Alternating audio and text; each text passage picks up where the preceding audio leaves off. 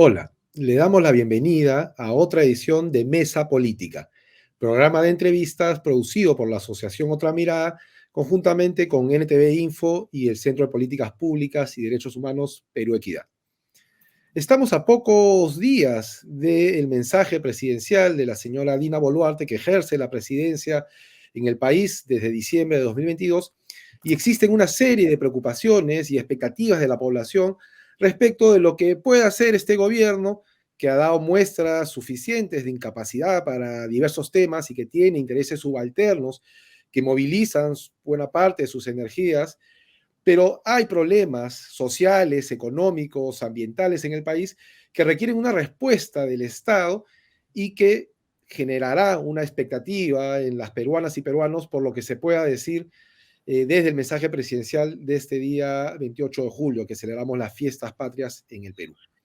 Para hablar de este tema, hemos invitado a la socióloga Alejandra Dinegro, que es directora del Observatorio de Plataformas de Perú, magíster en políticas sociales por la Universidad Nacional Mayor de San Marcos y una especialista en el tema de trabajo, empleo, informalidad, organizaciones de mujeres, en fin. Alejandra, bienvenida a Mesa Política.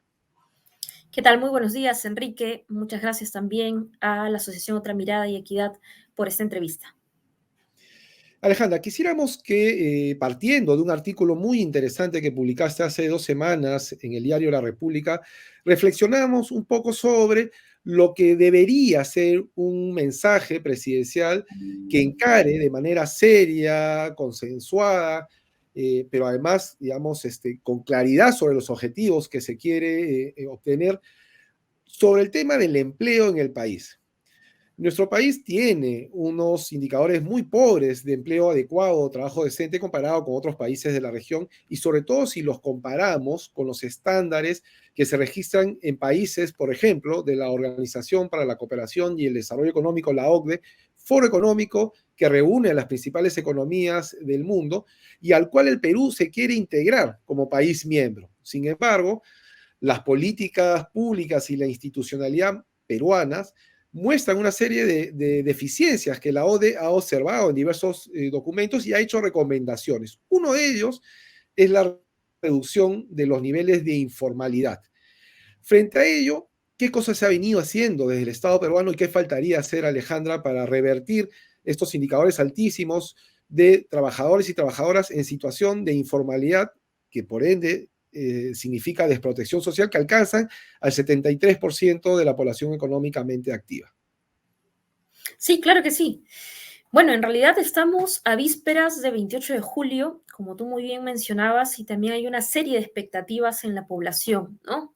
Sobre todo en aquellos, en la mayoría de la población, que obviamente está totalmente defraudada y desilusionada de una clase política que ha demostrado que, una vez más, legisla a favor de, digamos, intereses bastante oscuros, ¿no? Y en contra de los intereses de las mayorías. Pero también hay una población que obviamente está enfrentando desde la época de la pandemia en sus propios hombros las dificultades de acceso a empleo, los jóvenes tienen pocas oportunidades, 6 de cada 10 se quieren ir del país, ¿no? Las tasas de migración están aumentando y por supuesto también institucionalmente el país se enfrenta esta crisis de régimen que hay en autoridades, pues, que por más que traten de alguna otra forma de emitir un discurso de cara a la población, están destruyendo la institucionalidad que nos queda. Y uno de estos aspectos tiene que ver con el ingreso a la OCDE, ¿no? Entonces, se reventaron bombos y platillos en un primer momento de que el Perú iniciaba toda esta travesía de ingreso a la OCDE y por lo tanto nos íbamos a rozar con otras economías mucho más desarrolladas, ingresar a economías cada vez más globalizantes y a la vez globalizadas, pero sin embargo, pues la realidad de estos estándares, porque hay estándares que cumplir y eso es importante mencionarle también a la población en general, de que hay estándares que cumplir en términos de justicia social, en términos de bienestar social, en términos de respeto a la institucionalidad, a la democracia, a sus instituciones, ¿no? Y también, obviamente, de poder proveer, ¿no? Una sociedad que fomente empleo decente, que reduce estándares de informalidad. Y una de estas discusiones tiene que ver con la informalidad, más aún cuando nuestro país roza ¿no? Cerca del 80%. Pero hablar de informalidad es hablar de varios aspectos, ¿no? No solamente el aspecto laboral, que muy bien lo conocemos, ¿no? Pero también el aspecto tributario y otro tipo de aspectos de informalidad. Y es aquí donde yo me quiero detener para poder responder esta pregunta. ¿Somos informales? Porque claro, somos semiformales y semi-informales, ¿no? Los trabajadores independientes, algunos de ellos pagan impuestos, por lo tanto salen del encuadre de ser informales, ¿no? La renta de cuarta categoría, la renta de quinta, pero también tenemos, por ejemplo, la informalidad no como, digamos, una decisión per se de las personas. La formalidad no resulta siendo atractiva, ¿no? Si el Estado no es amigable, obviamente, para hacerlo. Y, por ejemplo, tenemos a raíz justamente de una columna que escribí en el diario La República sobre los emprendedores, tenemos en el país acerca de un poco más de 3.27 millones de micro y pequeñas empresas, de las cuales nada más al año, ¿no? Al año, 8 de cada 10 cierran. Y uno de los factores de cierre tiene que ver con la informalidad. Entonces, ¿qué dicen los emprendedores en el país que además se han volcado a generar su propio, digamos, trabajo, sus niveles de ingreso, porque obviamente no tienen empleo, porque el costo de vida ha aumentado, ¿no? Factores obviamente que debería tomarse en cuenta si es que queremos ser parte de la OCDE. Ellos dicen que la formalidad pues no es atractiva, es un Estado que más bien no es dialogante con las micro y pequeñas empresas en el país, ¿no? Porque los ponen en el radar de la SUNAT y una multa para estas pequeñas unidades productivas significa el cierre. Los pone también en la mira de SUNAFIL y una multa, obviamente, también significa el cierre de estas pequeñas unidades productivas. Pero ¿qué más tenemos a nivel institucional? El primer contacto que tiene una persona con sus instituciones públicas es a nivel local. Estamos hablando de las municipalidades, ¿no? Si una municipalidad en realidad no ayuda a poder proteger, ¿no? A estos pequeños empresarios, porque tenemos funcionarios que son corruptos, ¿no? Lo dice alguien que también ha sido funcionario municipal, ¿no? Entonces, si tenemos gerentes municipales que son corruptos, que en lugar de más bien de hacerle la vida un poco más sencilla, ¿no? A alguien que quiere hacer empresa en el país y más bien por el contrario trata de vivir, ¿no? O genera informalidad en el sentido de, por ejemplo, si recordamos este caso del alcalde, un exalcalde de La Victoria, que mensualmente se llevaba al bolsillo 2 millones de soles, ¿no? No por combatir la informalidad, sino más bien por mantenerla como estaba, ¿no? Entonces, tenemos un Estado que no es, digamos, amigable con aquella persona que quiere generar empresa, por muy pequeña que esa sea. Tenemos niveles de corrupción altísimos, ¿no? Y en tercer lugar, tenemos, digamos, pocos incentivos para este sector. Un dato importante, y con esto quiero cerrar un poco esta primera pregunta que tú me has hecho, estimado Enrique, es que la participación, por ejemplo, de estas micro y pequeñas empresas tan solo en el mercado laboral es del 95%. ¿Esta qué significa? Que una pequeñita empresa, por muy pequeña que sea, puede estar generando 3 puestos de trabajo, pero se enfrenta a estos 3 factores claves que yo he mencionado, ¿no? Entonces, si queremos ingresar a la OCDE, pero estamos como que metiendo este tema debajo de la alfombra, ¿no? Para no hacerlo público, no enfrentarlo con estas fallas estructurales que tenemos, entonces en realidad, pues va a ser más bien una farsa, ¿no? Un techo de cristal, poder querer rozarnos con economías que en realidad sí invierten, ¿no? De manera bastante concienzuda, ¿no? En poder generar digamos, más bastiones de calidad de vida para su población, de fortaleza institucional, pues en realidad pues, va a ser más bien una burla, ¿no? De cara a lo que se pretende hacer desde todo el aparato institucional mayor. Esto que señalas, Alejandra, es bastante interesante. Además, pone la atención en uno de los debates contemporáneos sobre cómo reducir la informalidad en nuestro país. Tú has hablado de que estas tasas altas de informalidad responden en gran medida a problemas de carácter estructural, es decir, que no hay una demanda suficiente para las unidades productivas que existen en el país. Hablas de la corrupción de determinados funcionarios, sobre todo en el ámbito local. Has señalado la falta de incentivos para que los emprendedores, como se les conoce usualmente, eh, crean o se inscriban en la formalidad. Y también hay otra narrativa que ha estado muy presente, sobre todo desde algunos gremios empresariales, que hablan de, por un lado, la tramitología, término difícil a veces de pronunciar, y también hablan de los sobrecostos laborales. Pero vemos que en el país se han implementado políticas precisamente para reducir esos, entre comillas, sobrecostos laborales y para simplificar los procedimientos burocráticos. Sin embargo, la informalidad se ha mantenido casi en sus niveles, a pesar de que en el periodo de crecimiento económico se redujo algunos puntos porcentuales en las medianas y grandes empresas, que son precisamente las que pagan los mayores costos laborales. Es decir, crece en los sectores que están regulados con el máximo estándar y se mantiene intacta o crece, sobre todo después de la pandemia, en aquellos sectores que tienen políticas promocionales. ¿Cómo explicar esta contradicción y qué esconde este debate desde alguien que conoce el sector público y que también trabaja con sectores laborales? Claro que sí, esa pregunta es muy interesante, porque en efecto hay una serie de narrativas, pero hay dos narrativas que, digamos, son fuertes en el sentido, digamos, de poder un poco, quizás, digamos, poner debajo de la mesa temas que en realidad deberían estar sobre la mesa. La primera narrativa es el hecho del emprendedor como tal, ¿no? Hay una, digamos, versión bastante novelística, ¿no? Y bastante heroica de ser emprendedor, ¿no? Emprendedor es aquel que no quiere nada del Estado y que más bien sobrevive, ¿no?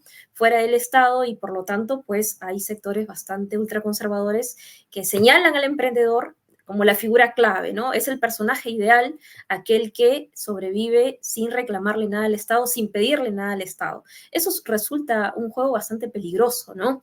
De querer omitir, por ejemplo, un rol regulador por parte del Estado, ¿no? Cuando algo sale mal, digamos, ahí recién se acuerdan del Estado en otros términos, ¿no? Pero hay una narrativa del emprendedor, ese emprendedor que mientras más adversidades se enfrente, ¿no? Es el personaje ideal novelístico, ¿no? El actor principal, digamos, de esta narrativa.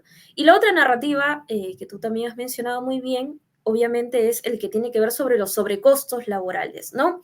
¿Por qué regular más un sector, como en este caso el laboral, si eso significa sobrecostos y somos uno de los países que tiene más sobrecostos laborales, dicen pues algunos sectores específicamente. Pero queremos ser parte de la OCDE a la vez y estas grandes economías no les llaman sobrecostos, sino son regulaciones más bien justas, como por ejemplo tener mínimamente un horario de trabajo establecido, el pago de horas extras, ¿no? Sin ir muy lejos, Estados Unidos paga horas extras a los trabajadores, ¿no? Hay un pago por horas que, digamos, si los comparamos en esos términos un poco más pragmáticos, pues simplemente se callarían algunas voces, ¿no? Estamos hablando también de la estigmatización, digamos, que hay alrededor de las organizaciones de los trabajadores, ¿no? Aquí un sindicato está altamente estigmatizado, la tasa de afiliación sindical no pasa del 6%, por ejemplo, ¿no? Pero sin embargo queremos ser parte de la OCDE, ¿no? ¿Por qué ponerle más regulación a aquellos empresarios que quieren invertir en el país y los vamos a espantar? Esa es otra narrativa, ¿no? Pero sí pongámosles más regulación a los más pequeñitos, ¿no? Por ejemplo, un claro y sencillo ejemplo de esto. Si una tiendita en nuestro barrio no le paga la cuota a la SUNAT, es inmediatamente cerrada. Eso lo sabemos todos, aquellos que hemos tratado de emprender o que conocemos a alguien en el vecindario. Si no paga la SUNAT viene e inmediatamente te cierra. E inclusive la municipalidad te cierra si no tienes una licencia al día. Pero ¿qué pasa con algunos empresarios multimillonarios y grandes en el país que le deben millones de soles? Que hay empresas transnacionales que están aquí en nuestro país que además tienen bajos estándares laborales y que no le pagan al Estado peruano. Y que muy bien con ese dinero se puede invertir para muchas otras cosas más, educación, salud, infraestructura, en fin, ¿no? Tenemos un alcalde de Lima que se jacta de ser un gran empresario, ¿no? Pero sin embargo sus empresas les deben millones de soles al país, ¿no? Entonces ahí no hablamos de regulaciones, no hablamos de, digamos, otro tipo, ¿no? De narrativa. Es el empresario exitoso, el que crea empresas y que evade. Más bien la narrativa va por ese lado. Entonces, considero yo que hay dos narrativas bastante peligrosas al respecto y que sin embargo son tan atractivas que también, digamos, vienen afianzando. ¿Qué es lo que combate estas narrativas? Pues la realidad. No a todo emprendedor, digamos, se le allana un camino exitoso, ¿no? Estoy mencionando que 8 de cada 10 emprendedores, ¿no? yo los voy a llamar microempresarios porque es el término adecuado, ¿no? Medianas y pequeñas empresas, ¿no? 8 de cada 10 cierran al año de poder abrirse. Y de las 2 que quedan, solamente una sobrevive después de los 5 años. A pesar de que no hay incentivos, a pesar de que pueda ser formal, a pesar de que pueda enfrentarse a funcionarios corruptos y a pesar de que también hay malas prácticas en el propio mercado, porque hay monopolios, porque hay oligopolios, porque hay competencia desleal, ¿verdad? Y porque hay un Estado bastante débil que no, digamos, los incluye en los discursos oficiales. De cara al 28 de julio, hasta el momento son solamente algunos, digamos, especialistas o pequeñas voces que tratan de colocar esta agenda, ¿no?, en la agenda pública. Pero después los emprendedores solamente existen cuando es el Día del Emprendedor en abril y cuando por ahí alguna historia exitosa resalta, pero son pocas. El camino del emprendedor peruano, ¿no?, es, digamos, como yo menciono en la columna, es un camino de piedras, un camino de obstáculos, es un salto de vallas, ¿no? Y los que llegan al final de la ruta, pues, en un camino empresarial exitoso, que se conviertan en medianas o grandes empresas, son poquísimos. Eso no significa que se le diga a las personas de que no emprendan, de que no creen negocio, de que no sean, digamos, pujantes o que abandonen, digamos, cualquier tipo de esfuerzo. No, lo que se trata de decir es que hay una realidad latente, estructural en nuestro país, que, digamos, no todos tienen el piso común para poder iniciar una carrera, ¿no? Mientras algunos, por ejemplo, más bien tratan de crear emprendimientos con una visión de complementariedad de sus vidas, hay otros que en realidad lo hacen con una necesidad de poder subsistir en el día a día, ¿no? La pequeña persona, digamos una familia, una madre soltera, por ejemplo, que tiene un puesto de emoliente, lo hace para poder subsistir. Entonces, más que una decisión, más que una cuestión de actitud, es una necesidad, ¿no? Entonces, estas narrativas son bastante peligrosas en ese sentido, pero además no hay demostración, más bien todas las demostraciones a nivel internacional es que estos sobrecostos son regulaciones necesarias, ¿no? Estados más fuertes, ¿no? La productividad aumenta y, por supuesto, el nivel de fortalecimiento institucional y también de productividad empresarial aumenta cuando, por ejemplo, se respetan derechos laborales, cuando se invierte, por ejemplo, en capital humano, ¿no? Y cuando se deja de estigmatizar, por ejemplo, asociaciones sindicales. Sí. Tú has señalado algo que es clave y que tiene que ver con la desigualdad, que ya no es de partida a entrar a una diferenciación entre tipos de emprendedores o de microempresarios. Hay algunos que realizan una actividad empresarial como complemento a otros ingresos que son más estables, producto de una relación probablemente asalariada, pero la gran mayoría son unidades de sobrevivencia, que su capacidad de capitalización o de rentabilidad se reduce porque también las políticas públicas reproducen estos niveles de desigualdad en cuanto a las acciones que realiza el Estado para apuntalar, digamos, estas iniciativas. No solo con incentivos tributarios, el Congreso, y acá hablo del Congreso como un poder del Estado, ha aprobado recientemente una ley de perro muerto que condona millonarias deudas a un club que tiene ingresos amplios producto de sus actividades deportivas, pero vemos que la gran mayoría de microempresarios no acceden a este tipo de programas que son además de un alcance limitado, porque lo que invierte el Estado peruano en promover la productividad y la competitividad de las empresas peruanas y sobre todo de las micro y pequeñas es bastante reducido. Son apenas unos programas aislados que implementa el MINCETUR, produce o si no el Ministerio de Trabajo, pero que no responden, por favor confírmame, a una estrategia nacional de desarrollo que apuntale, digamos, las unidades productivas y que genere encadenamientos que hagan, digamos, que estas empresas puedan acceder a mercados, que puedan acceder a crédito más barato, que puedan articularse y complementarse de forma tal de que puedan ofrecer productos que sean atractivos para los consumidores dentro y fuera del país. Si estuviésemos en un país ideal y tuviésemos una presidenta que realmente está comprometida con los intereses de la gran mayoría, ¿qué deberíamos escuchar en este mensaje presidencial que se debería hacer desde el Estado para promover a este amplio universo de micro y pequeñas empresas que tú has señalado son el 95% de las unidades empresariales en el país? ¿Qué deberíamos escuchar en un escenario ideal? Ojalá que fuese así, pero sabemos que, digamos, la realidad no se condice con nuestros deseos, pero es importante tener clara la hoja de ruta, qué es lo que debería hacerse desde el Estado. Claro que sí. Bueno, aquí tres cosas fundamentales. En primer lugar, creo yo que hay que saber de lo que se está hablando, ¿no? Hay muchas autoridades públicas que todavía no diferencian, ¿no? El tamaño de unidades productivas, qué es una MIPE, qué es un emprendedor, y creo que ahí hay una confusión de partida, ¿no? Hay que primero saber categorizar. En segundo lugar, es que necesitamos, por ejemplo, incentivos tangibles. Yo en la columna, y soy muy profesa de esto, eso es por dar solamente una iniciativa, es que, por ejemplo, si sabemos que 8 de cada 10 cierra el año y su principal barrera es la informalidad, ¿no? Entonces, proyectemos incentivos que combatan esa informalidad. Si sabemos que es tedioso toda la burocracia de poder conformar una empresa, y sabemos que no tenemos un Estado que es dialogante y amigable para el ciudadano de a pie, ¿no? Se pueden generar ventanillas únicas. Esto ya han habido proyectos en general y han quedado en proyectos, pero ventanillas únicas, ventanillas itinerantes, el Estado lo puede hacer, tiene recursos para ellos. Ahí no es necesario gastar más recursos. Yo he propuesto, por ejemplo, que se le devuelva a aquellas micro y pequeñas empresas, ¿no? Que sobreviven el primer año siendo formales, el valor de una UIT, ¿no? Ese valor de una OIT, a comparación de que no se le devuelva nada, ni se le reconozca absolutamente nada, puede ser muy bien llevada por una iniciativa legislativa de alguien que en este momento, digamos, tenga un poco más de conciencia sobre este tema y quiera, pues, hacer algo respecto a este sector, ¿no? Un tercer incentivo que se les puede dar, que el Estado puede hacer, es aumentar los niveles de fiscalización a nivel local, ¿no? Que es justamente otra de las principales barreras a las que se enfrentan las micro y pequeñas empresas. Tenemos funcionarios que son abusivos, ¿no? Que son malos con digamos, los micro y pequeños emprendedores peruanos a nivel, digamos, local, como yo lo comento. Entonces hay que enfrentar, hay que darles incentivos más bien y proteger a aquellas personas que de alguna manera pues se defienden, ¿no? Y denuncian a estas malas autoridades. Entonces necesitamos ese tipo de incentivos también. O darle incentivos a las municipalidades para que puedan hacer un control de daños, ¿no?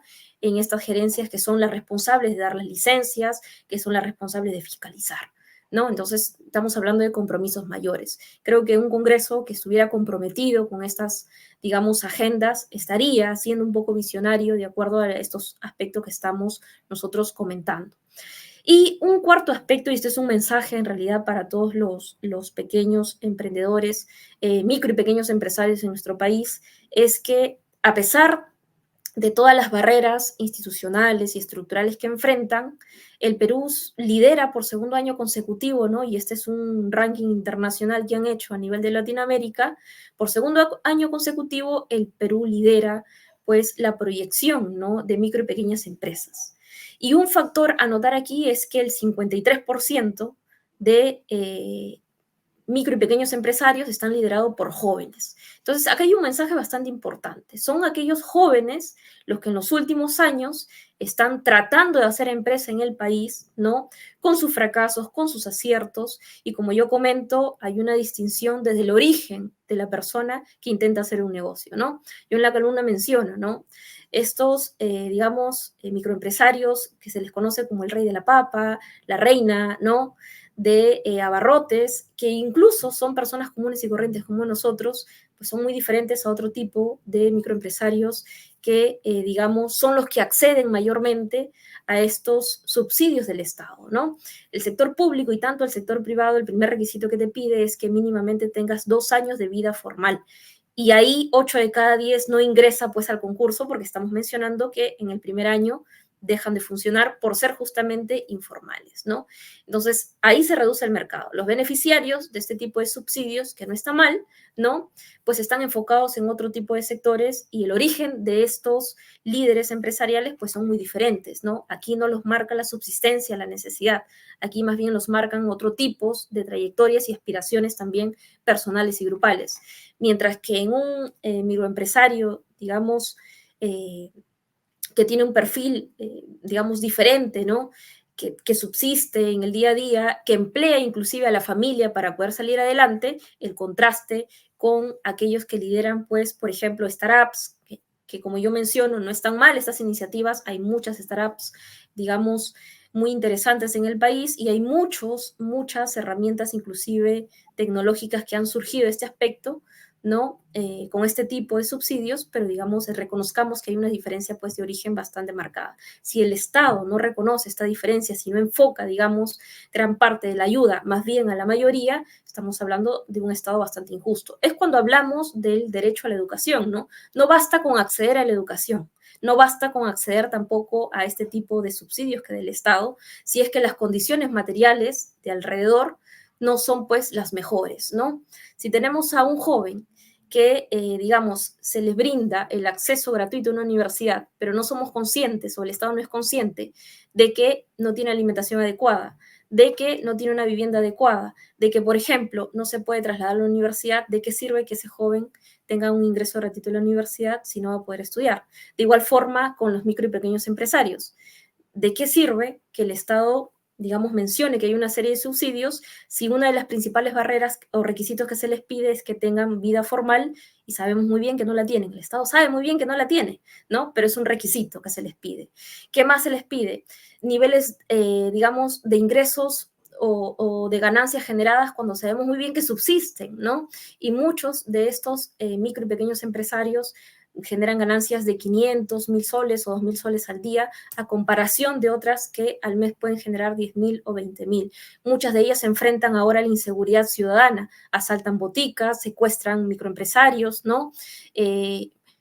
Hay un nivel, digamos, también de desprotección de ellas, mientras que si las comparamos con las más grandes, más bien la Policía Nacional funge de seguridad A privada, las ¿no? mineras, como las mineras, sí. Lo que Exactamente, nos entonces, plantea Alejandra son uh entonces, -huh, para resumir, ya estamos uh llegando -huh, al final del programa, políticas integrales, es exacto, decir, que no aborden de manera compartimentalizada los problemas que enfrentan una gran mayoría de peruanas y peruanos para subsistir, ya sea como trabajadores dependientes o como trabajadores independientes en una microempresa, una pequeña empresa, pero que aborden todos estos aspectos que tú has señalado, ¿no?